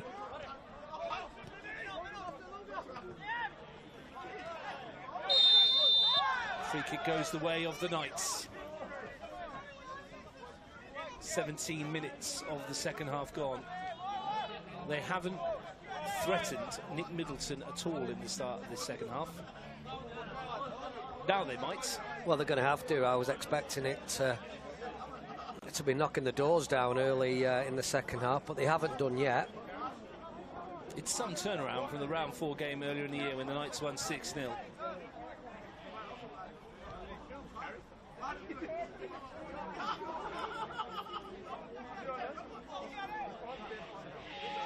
Kresic to take. Swings it into the danger zone. Petrovski with the header. Helped away by Miyabayashi. Ayul will keep it in. Nothing ahead of him, though. Nicely done by Miyabayashi. Delahi. What do you make of his performance today, Abdurrahim Delahi? He's made the step up from White Eagles in the CPL to the NPL in the mid-season transfer window. Aside from the fact he scored a very nice goal, how's he led the line for you? Excellently well, and he's had more than a couple of chances, but he's certainly. Roberts is hacked down here by Nick Dahl, who's going to see yellow. Not much debate about that one. No, and it's going to be a sore one on Daniel Roberts, but Well, from a striker perspective, yeah, you've stuck the ball in the back of the net, so that's the first thing he's done right. But it's also just the harassment he's put on the back line of O'Connor Knights. He's been a bit of a pest up there, and that's always difficult to play against. He's a good size, decent presence, pressed well, pressed intelligently, and yeah, it's been a very good start from him. Struck the post as well, didn't he? The inside of the goal to our left. Very unlucky that it didn't ricochet into the back of the net. He's hit it with some venom, hasn't he, when he's done it? No lasting ill effects for Daniel Roberts just yet. Savkovic descended in long. Met at the back by Gordero.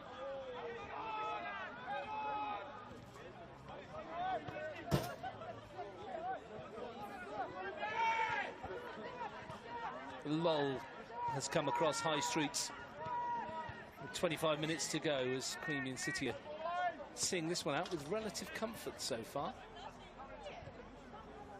What are Ugali going to bring across the road later on? 5:45 kickoff.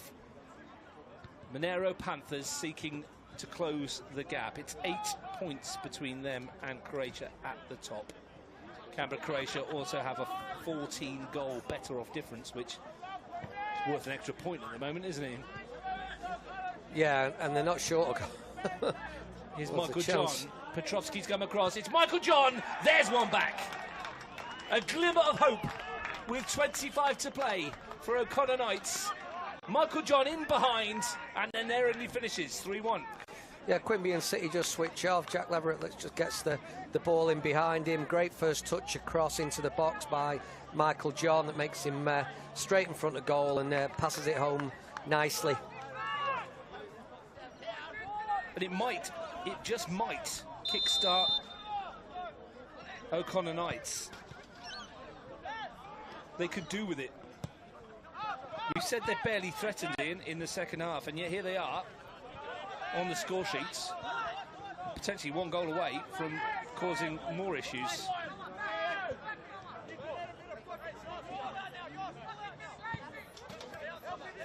Here is John.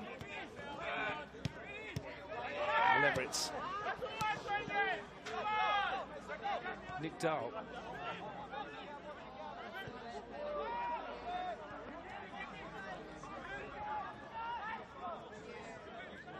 Just wanted to have a look back to see who played the through ball. I think it was a little cute pass from Harry Martin. Might be able to see better than myself. I think so, yeah. It was just pushed into that wide area that invited Michael John to come onto from a wide area. Took his first touch across, and nobody could touch him after that. Delays offsides. Fortunate for, I think it was Vinny Sanchez who had a little nibble at Seth Bonnet, didn't he? All part of the game. So with 25 to play, or 20 to play, sorry. Or 25 to play, actually. Might be a glimmer for those in black.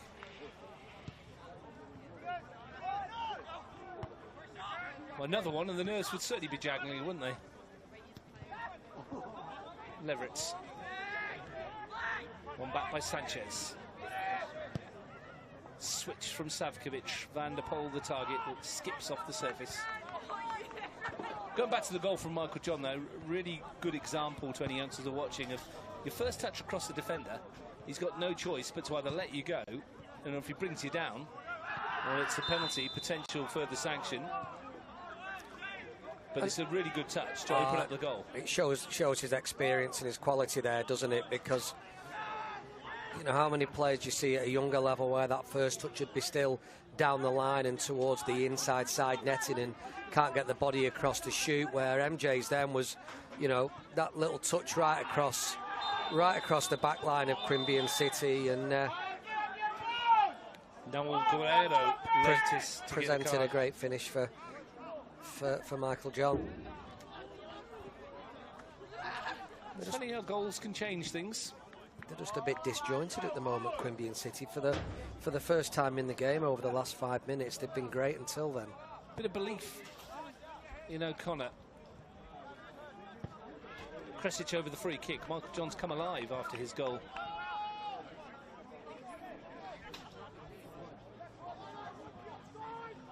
Marko Ratalski is the right-footed option.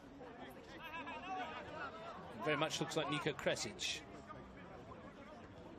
Will he go for goal from here, or will he dink it to that group of players on the far post? He's had a pop, Kresic. Well, nowhere near good enough to trouble Nick Middleton.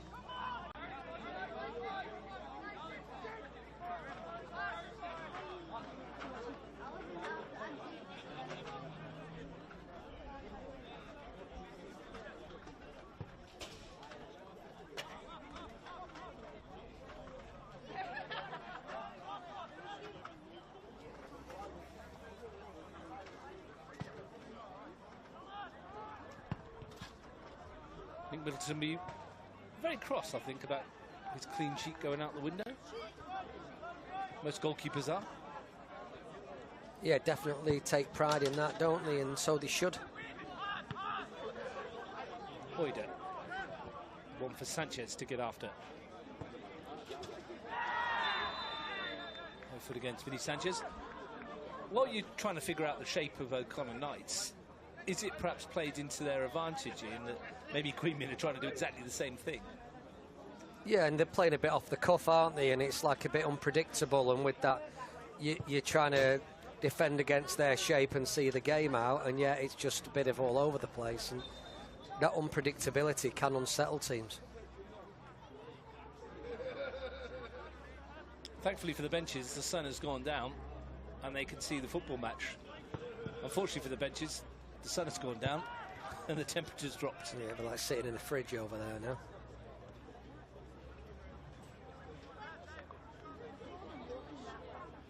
Interesting, the last bit of sun in the whole ground. Is it not just sitting in the bench at Queanbeyan City over there? It is. Sun shining on the righteous, they will say in these parts. If that was the case, it'd be shining on Ian. Ooh, that's a mistake by Middleton.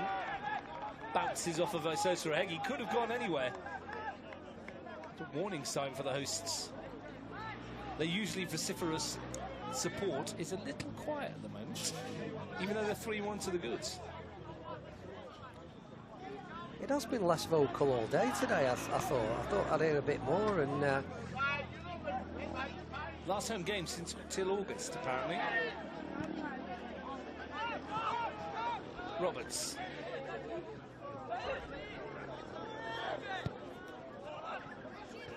Bill adjusted his body to get rid of it. McDowell's brought down by Miyabayashi. McDowell's asking the question, I think, that, well, I got a card, where's his? He's asking that, it's just... But those are good fouls from Queanbeyan City that just slow down the momentum from O'Connor Knights. That has been... They've been much better in this second half, for sure. Harry Martin is making way. It's Geno Cerruti. Striker for midfielder. Another shape change coming. 5 goals this season for Geno Cerruti. Well, I would think it'd be 4-2-4 if they're going to stay with 4 at the back, but they might have gone to 3 at the back and 4 up front, and then just collecting balls through midfield after that. Free kick. Geno Cerruti's 5 goals this season, in 4 of them have come in the first half. I mentioned Queanbeyan City's run of home games. They're now not home until round 18. This is round 12. A long time on the road. Next week it's the derby. The week after that they're down at Queanbeyan 2, O'Connor Knights. Well, next week they play Tuggeranong United, but they play them at home. Bonnets.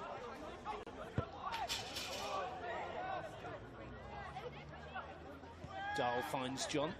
Yeah, they've gone 4-4-2 O'Connor Knights now, I know. I can see that. They've got the width. Well, Ratalski will provide the extra width when needed.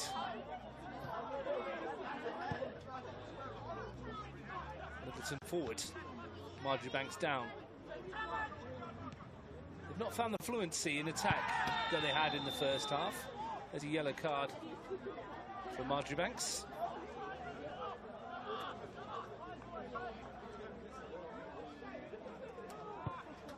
Fourth yellow card of the contest. 4 defenders in the book. As it should be, right? I'm not sure on some of them. Some of them are just tackles that define as yellow cards these days. Some of them are not tackles at all. Can't go back to when you played, my friends. When you were able to, the first one was free. You could put them over the fence. And welcome to the game, my friends. I was having a laugh with Danny Haley last week in the Gungahlin Tigers game when the referee blew a whistle for a. It was meant to be a high foot, but it was a low nose. Come for the back of Bonnet. Roberts went down. Uida with the challenge. Josh Isa on the spot says no. And the Gungahlin player who actually just dipped his face and nosed it was the player who gave the free kick away. I once played in a game where one of our midfielders was yellow carded for a slide tackle that he led with his head. What did he get a yellow card for? Dangerous play to himself? Dangerous play to himself. His nickname, by the way, was Psycho, and you can probably guess why. Like the film. Mia Beato over the top. On a mistake, it has come for Bonnets. The goal's open, the ball's wide. Smith gets a bit of fortune. Couldn't convert it, Seth Bonnet. No, I mean, apparently it's if you're putting yourself in danger as well. Yellow card offence. It's a good tackle though, right? Yeah, tackle with the face. Got to stop him somehow, right? One of those players that you were very glad were on your team. And not against you. So nickname is Stuart Pearce, of course. Absolutely, what a player he was. He was one of my idols growing up. Stuart Not Pearce. surprised. Absolutely. Having known you for quite some time, I'm not surprised at all. Him and Julian Dix. Him and Julian Dix, exactly that. You took the words out of my mouth. In fact, you probably started to hear me say the sentence. Because knew it was coming. Here's Michael John on the turn, gets a shot away, spat off the surface. And I didn't mind a bit of nutty Nigel Winterburn either. All these late 80s, early 90s left backs. Not surprised in the slightest.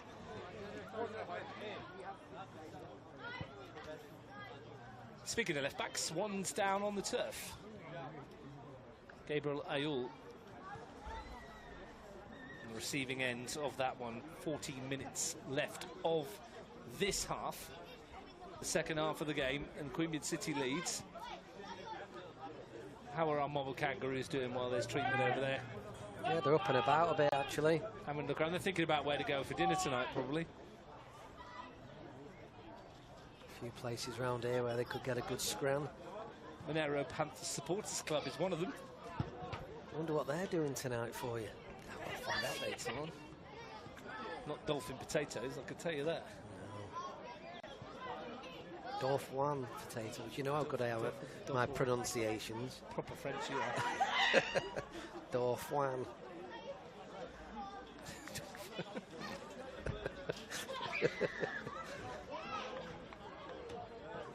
Ayol is okay. Nick Middleton. He's had to have his wits about him. It's out last week, as mentioned. That's some kick. It was won by Uida. Helped away by Bill. Helped on by Sanchez. Rotowski. Chiruti. Trofsky got there. Rotowski wins it back. Savkovic snappy in the tackle. Sanchez for John.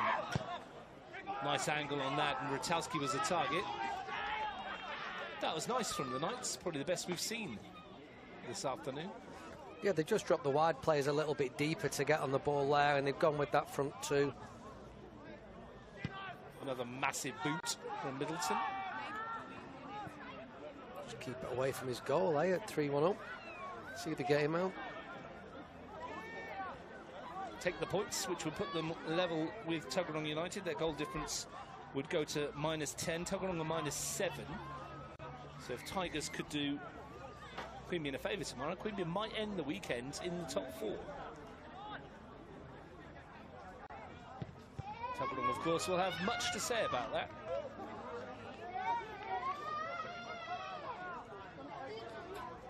Tigers, another side that was busy in the transfer markets. Then Silk from Monero Panthers, Lukman Ahmed Shaibu as well.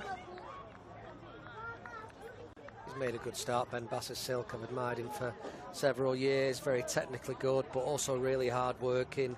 Takes up great positions on the field, and yeah, delighted that he's getting those starts that I believe he deserves.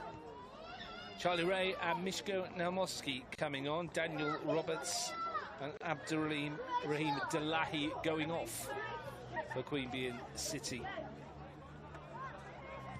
Yeah, one of those footballers that I think Monero Panthers will be disappointed they've lost. It's definitely a gain for Tigers. And speaking of quality centre midfield players, Daniel Roberts today's been exceptional, hasn't he? And they brought on the Daniel Roberts clone near enough in Charlie Ray. He's had an exceptional first season at this level. Savkovic wins the header.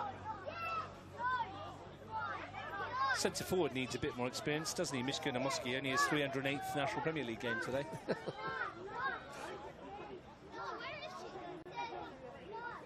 In his 21st season of playing football in the top level.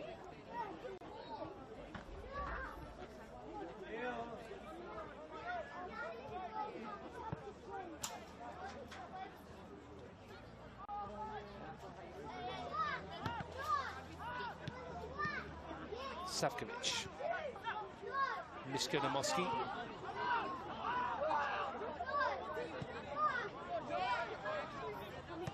Ray gets there ahead of Sanchez.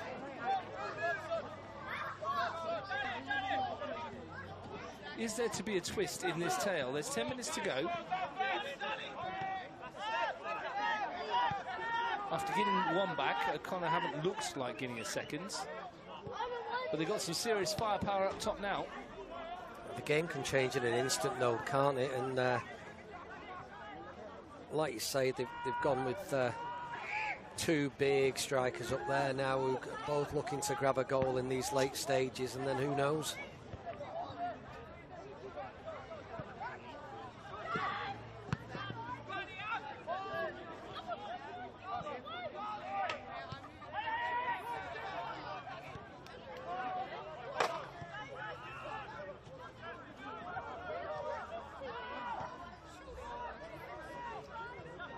Sanchez.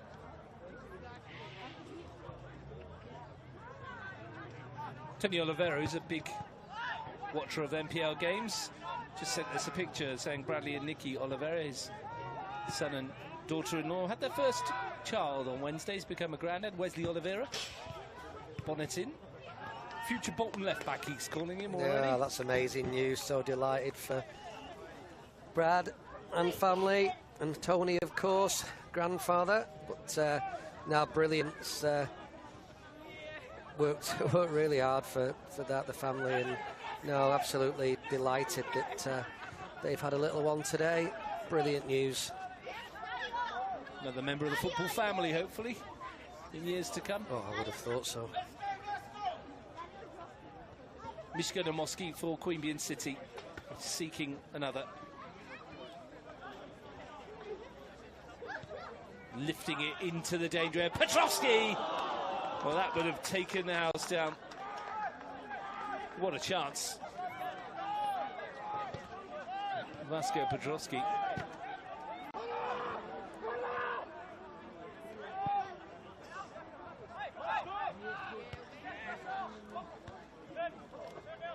Witalski.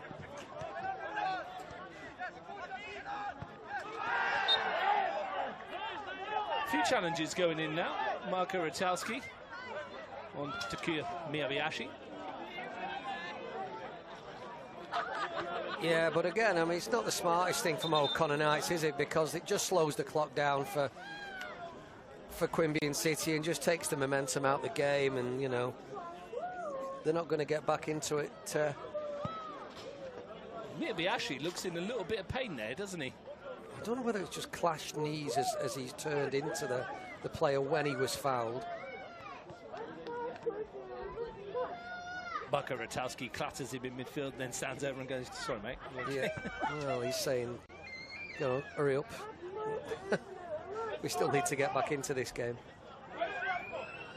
Well, they've got 7 minutes plus whatever stoppage time is required. Josh Iser's telling Jenna Churuti that he has stopped it, don't worry. As Queanbeyan hobbles off. Yeah, it's a sore one there. It's the inside of his left knee. Samuel Palic and Samuel Abba, potential replacements, if necessary. Yeah, I'll be calling it a day for him today. I'll be getting a substitution on, but I think that's what they're doing as well, aren't they? They're waving to the bench. Yeah, I'll be getting Sammy Palic on. Did Josh Iser just have a word there with both Nick Tuttle and Goran Jozefovski? Maybe there's one or two words being exchanged on the bench. It's a late shout from the keeper. Bonnet wins it away from Oida. Kresic will clear. Petrovski wins it.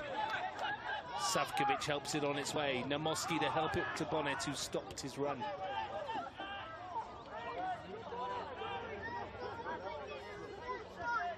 Queanbeyan is looking in some discomfort in front of us here. Yeah, he is. They've not made that change, have they? Well, they haven't yet, and they don't look like they're going to. Petrovski, Guerrero away. Savkovic got there. Ray. Still getting treatment, isn't he, as well? Van der Poel. And Bonnet's got in behind, and the flag stays down. He's asked an awful lot of Mishka Namoski. Done well to win the throw. You think the change should come right now, and it's Samuel Palic. He's going to come on for Queanbeyan. Third substitute appearance of the season for the younger of the Paliches. Senior Palic injured at the moment. Samuel Palic will wander down into that midfield role. Is switched with Noah Van der Poel, it looks like. He'll play on the left-hand side. Namoski, Ayul, Savkovic. Been good again today, hasn't he? Marko Savkovic. Yeah, great. Just apart from that pass. Just killed him, haven't you? Yeah. But, he just marshals that midfield. He's experienced head up against a young O'Connor Knights midfield today, and they've just dominated in there from pretty much start to finish. Straight after this, we'll be heading across to Strider Park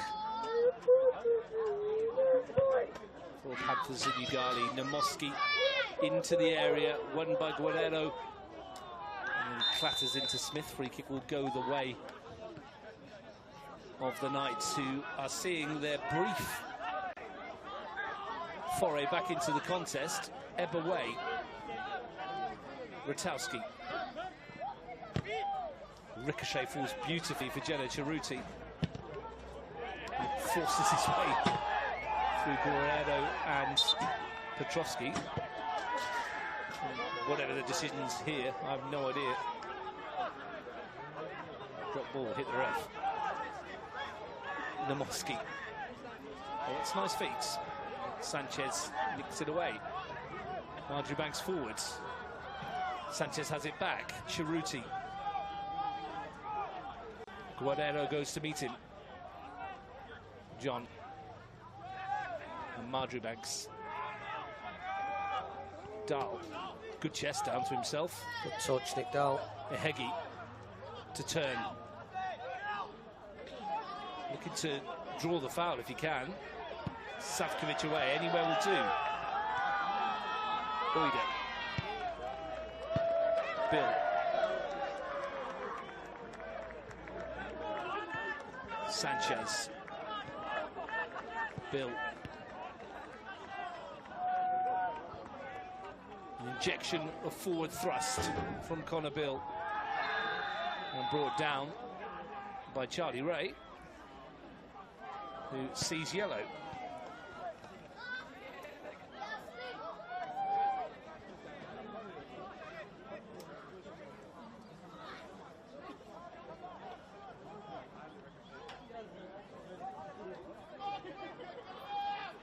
Well, this would be ideal for O'Connor. That about 90 seconds, plus whatever they're going to add on. If they want to get something from this game, you have to think, round about now, they need to be hitting that target and making Nick Middleton work. Marjoriebanks into that area, flicked on by Dahl, and it wasn't far away. That might have been the moment, Ian. It could have been, couldn't it? And it's the other side of the goal from where we currently are. But anything more central and that just rolls into an empty net. But Nick Middleton will be in no rush to take this goal kick. I don't know if you've been watching any of that World Club Championship stuff that's going on, Ian, but it's been interesting to know the 8-second rule with the goalkeeper that they're bringing in that we mentioned on this show about, I think it was about 12, 13 months ago when it was first mooted. The goalkeeper holds it for 8 seconds or more. It's a corner now. Here's a chance. That used to be an indirect free kick, didn't it? And it just got outed and then... Well, that's still in there, apparently. Oh, is it? At the moment. But now 8 seconds is a corner. I don't know what they're doing. So what, 6 seconds? Still Nothing. indirect free kick? I don't know if it's actually been stricken off. It must be if we're going 8 seconds for a corner. But I've seen some games where in this World Club Championship, not that I've been paying a huge amount of attention, where it has actually been not enforced. So, well, several times it doesn't. Savkovic, Namoski, into stoppage time. Queanbeyan City's second half performance has not been as good as their first, but the damage was done in the first half. Now the ball over the top from Leveritz for Bonnet, who puts it across the box, and here's Palic, and he couldn't get a touch properly on it. Took horrible bobble, didn't it? Just as it came to his feet. Offside over the far side at this end. Guerrero's booted the ball away, and he's going to get a second yellow card, and he's sent off. And if Christian Tokic is missing the derby next week, so is Nahuel Guerrero, and both centre-backs will be out of the big one over at Strider Park. That's just bizarre what's just happened there, really. His team are 3-1 up. Linesman's given an offside call, I think. But yeah, by the looks of it, Heggie. And next minute, he's kicked the ball away. And how much of a miss will both of those be against Monero Panthers? Well, he'll be reflecting on that decision just as he comes off the pitch there. But I don't know what happened then for him to make him do that. In the 92nd minute of the contest, in which you're 3-1 up in, Goran Jozefowski will be pulling his hair out.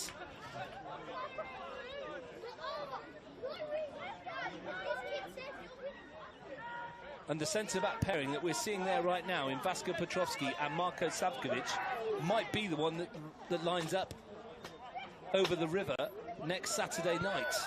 Well, it might have to be, but then they've lost a massive impact in midfield by playing that way as well. If that's how it happens, he's got a lot of thinking to do as the Queanbeyan City head coach over the next 6 or 7 days. Marjoriebanks. Dahl. And it's been such a good performance by Queanbeyan City throughout. First half, outstanding and outside. And second half, yeah, they've been in control. Of course, they've had the pressure against them that O'Connor Knights would obviously bring. But generally, they've played extremely well. And just a couple of really bizarre things that have happened, one of which is seems a second yellow for nothing at all. Such a senseless thing to do, to kick the ball away. Now, it's something we've seen all year. Kicking the ball away. We saw Giuseppe Tyne sent off here for Monero. I don't know if you remember that, for kicking the ball away. Exactly the same scenario. So the referees have been consistent with it this year. Palic. But it's just from a player's point of view, why even run the risk? Well, you have more chance of getting a yellow for kicking it away than you have for making an actual tackle in this competition this year. And Charlie Ray's just kicked it away, but the difference being the whistle hadn't gone. Well, the whistle's still in play, and yeah, he just leathered it into his own into his own dugout, hasn't he? So again, there's just a bit of a lack of control of emotions in the last few minutes of the game, in which they've played so well. I mean, so much control of. It's just taken a shine off what's been a great day for them. I'm going to come away with 3 very valuable points indeed. Connor Bill. Away by Ray. Oida. Work to do for O'Connor Knights as well.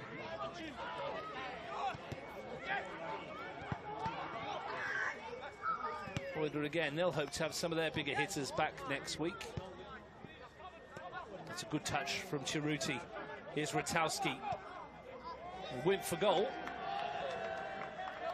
Had a look up for the square ball and then decided that he was going to have a pop. That's 4 minutes that we've had on now.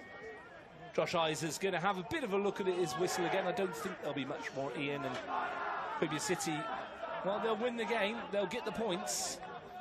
But there will be a big asterisk next to it with the loss of those two players. Should it come to pass, of course. Savkovic. Is that a shot on target? Yep. Still we go. Marjorie Banks. I don't know why we're still playing. There's a couple of injuries in the second half and the goals and that. Bonnets over the top for Vanderpoel. Connor Bill's come across to get there. Played very well, Noah Vanderpoel. Here's Bonnets. Namoski had to backtrack. It's come for Palic. Right, kicked it out of play. He's running out of play, Samuel Palic. If you're going to run it out of play at 3-1 up in the 96th minute of the match, it may as well be right down by the corner flag.